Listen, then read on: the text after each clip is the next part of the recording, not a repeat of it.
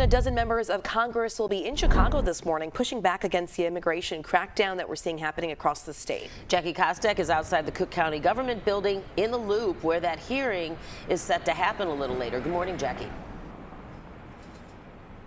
Ladies, good morning to you. Well, Cook County Board President Tony Preckwinkle and Mayor Brandon Johnson are among the leaders from across the country and here in Chicago who are expected to attend this morning's hearing. That also includes U.S. Representative Pramila Jayapal, who is a ranking member of the Immigration Integrity, Security and Enforcement Subcommittee, and Representatives Jesus Chuy Garcia, Delia Ramirez, Robin Kelly, and Danny Davis.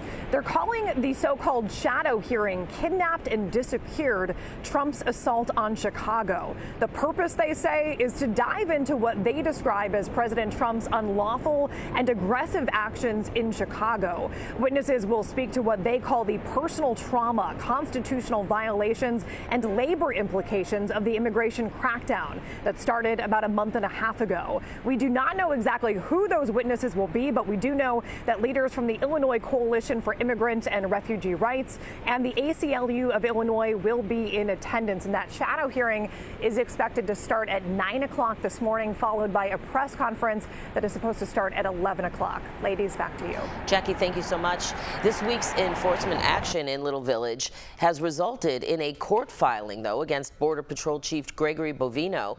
He's accused of throwing tear gas into a crowd without justification, violating a temporary restraining order issued by a federal judge earlier this week. Bovino will be questioned at a hearing on November 5th about agents' use of force during local immigration operations.